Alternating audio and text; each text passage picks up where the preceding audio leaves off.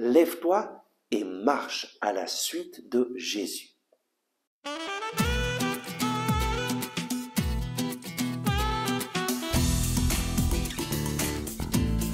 Le Christ est ressuscité. Chers amis, bonjour. Nous lisons aujourd'hui de l'Évangile selon saint Matthieu au chapitre 9, versets 5 à 7.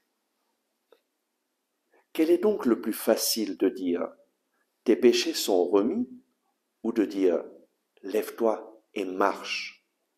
Eh bien, pour que vous sachiez que le Fils de l'homme a le pouvoir sur la terre de remettre les péchés, lève-toi, dit-il alors au paralytique, prends ton lit et va-t'en chez toi.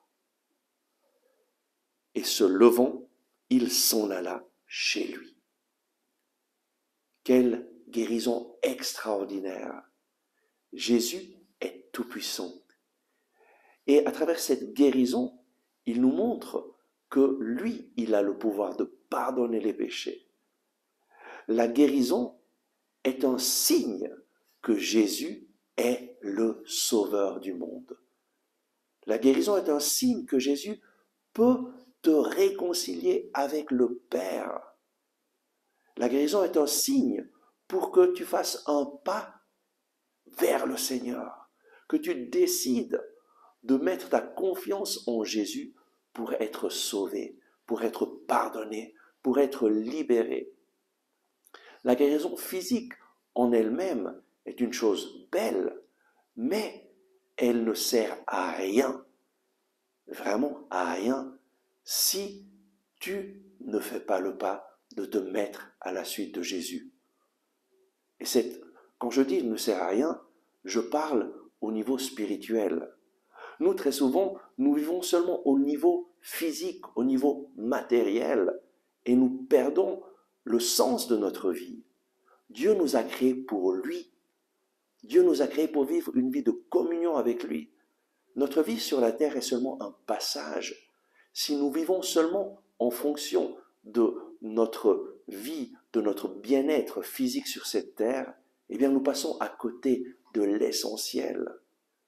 Et c'est clair, beaucoup de personnes veulent être mieux. Quand tu es malade, tu voudrais te sentir bien.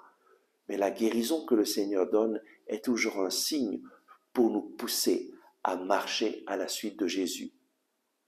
Et il est triste de voir des personnes qui sont touchées par Jésus, qui sont guéries et qui ensuite ne changent rien dans leur vie et continuent à vivre sans Dieu. Il m'est arrivé de voir cela.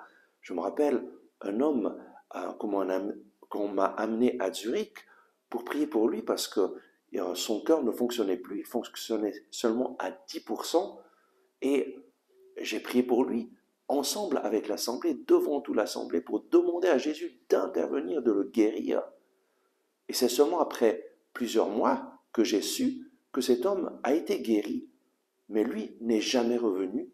Et on m'a dit que sa vie était devenue pire qu'avant, qu'il était tombé encore plus dans le péché et que Dieu ne l'intéressait pas du tout. C'est triste de voir que quelqu'un qui reçoit une guérison ne comprend pas le sens de cette guérison.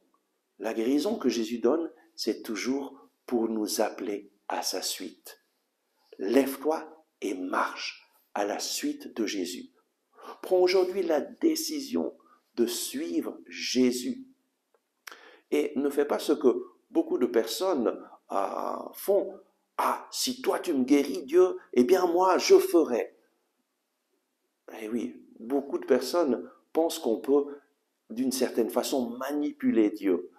Si Dieu me guérit, eh bien je ferai une grande offrande. Si Dieu me guérit, je ferai ça.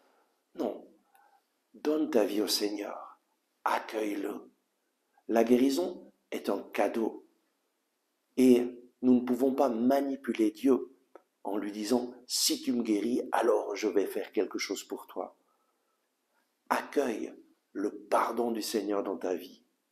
Décide d'accueillir Jésus et de te mettre à sa suite. Et alors, le plus grand miracle se passera.